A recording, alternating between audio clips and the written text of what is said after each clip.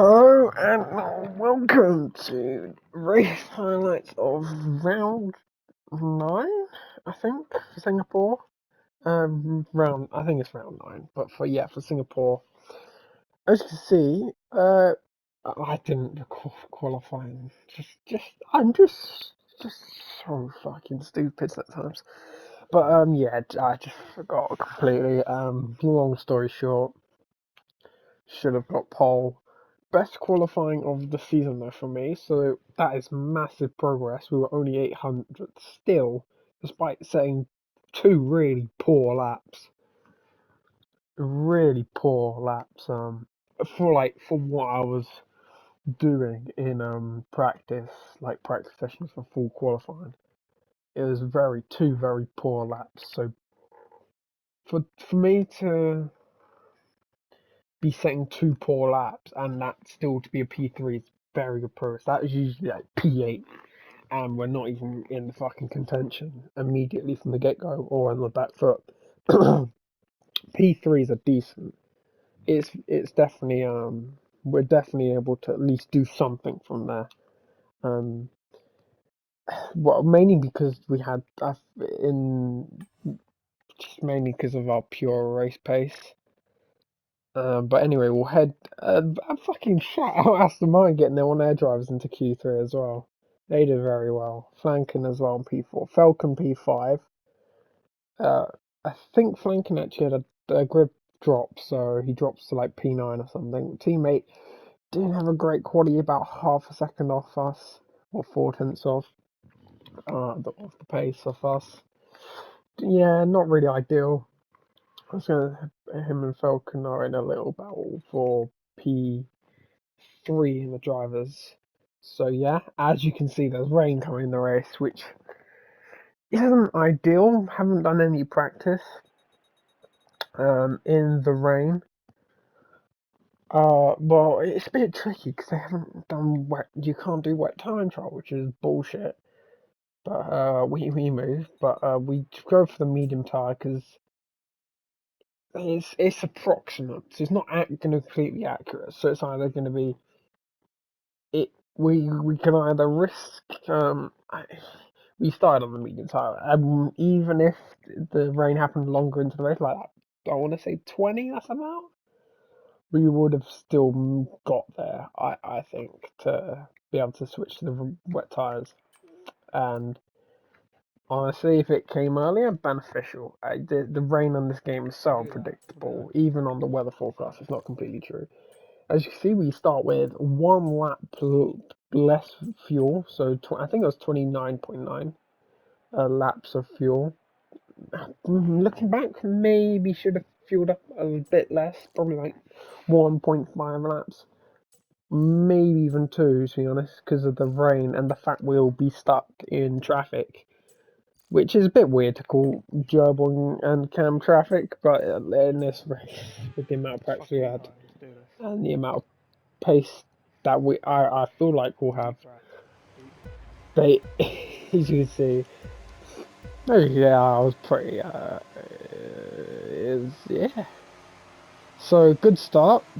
Well, I say good start, it was decent. We just did nothing too special. Lovely lag, by the way, love that. Literally the only bit of lag we had throughout the entire race, which is just fantastic. But you can see immediately we just I don't know. I think it's because maybe partly to do with the fact we have less fuel, but it's all over the. Oh wait, no, sorry. That's such a good cut.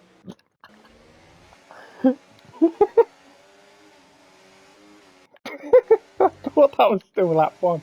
But anyway, we skipped to lap two. Not really much happened in lap one, but immediately on the attack, burn quite a bit of battery. Send it down the inside of Cam. Slightly missed the A, but will bang for the next couple of corners. He holds the inside. Somehow we don't go in the wall. We try and hold it because this is a crucial part of the race. And yeah, I mean, I say genuinely what there was just the fact we almost fucking crashed. There was nothing actually wrong with it. There was nothing wrong with that. It was just the fact it almost crashed. It was a bit of a heart rate went a bit higher there. I think you clearly see we had the pace. Moving on to lap 3, just trying to save up the battery. And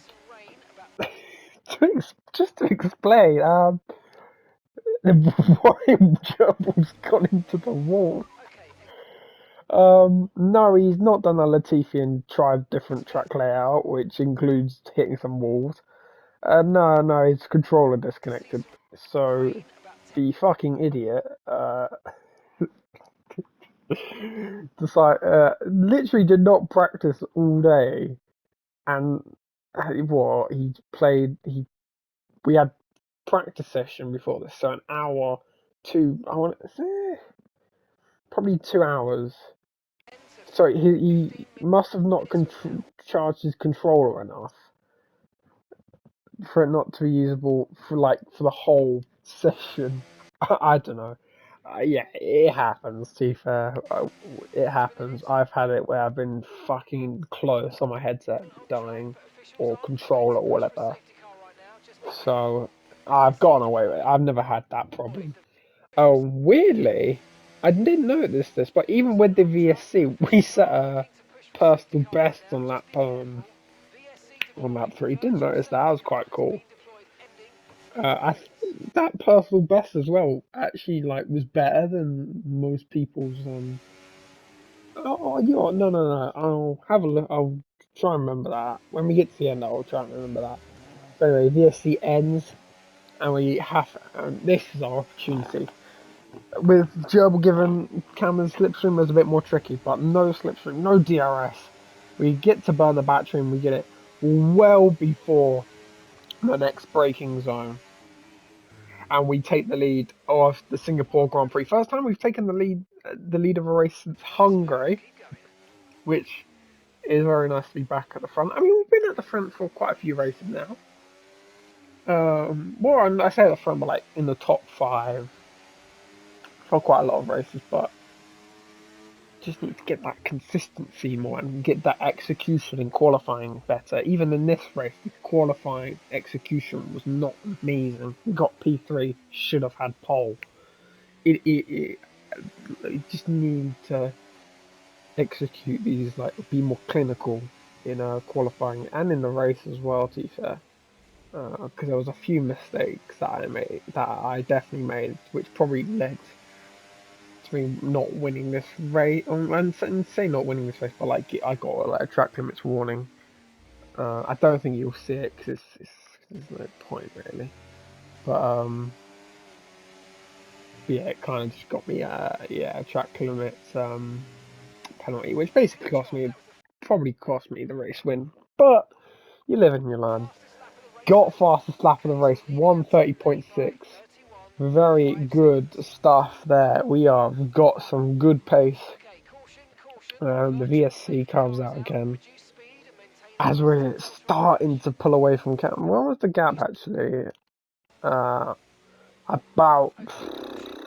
6 tenths of a second. So literally, as we're pulling away, the VSC comes out, and the poorly timed ending of the VSC basically saves his ass, which is just great, isn't it? Yeah, it's kind of bullshit, but it is a bit luck based with VSCs as well as. And but it takes about 5 more laps. Was it 5 more laps? No, 4 more laps. 4 more laps to drop Cam out of DRS, which leaves him exposed to Falcon. Looking back, in a weird way, maybe it would have been good if I kept Cam in the DRS. So he wasn't so defenseless against Falcon. That might have won me the race. That may have helped, may have made my life easier, because I mean, I was not in them. So, as you can see, rain is starting to fall, and the Falcon is very strong in the real wet conditions. So these next 17 laps,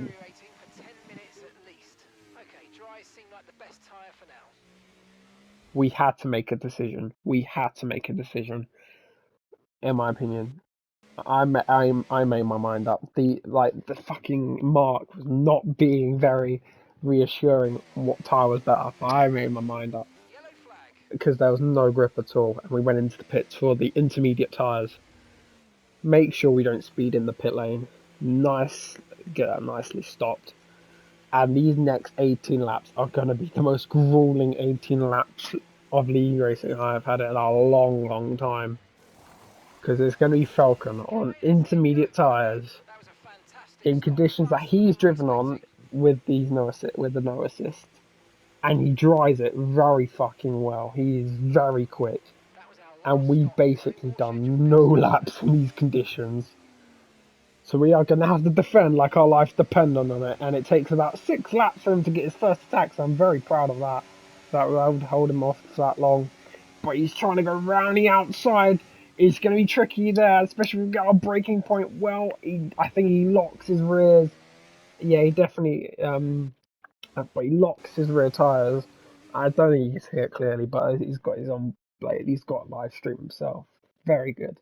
By the way, very good Twitch. He's got over 100 followers, so fair play to him. He's done very well on that. But you can see on his POV that he's just locked the rears, which is very easy to do around this track. And we live to fight for another day. As you can see, the pace we have is outrageous. Like, we're pulling away like there's no tomorrow. We go to lap 24, 27 seconds ahead of Peter. Fucking hell, my voice went Peter.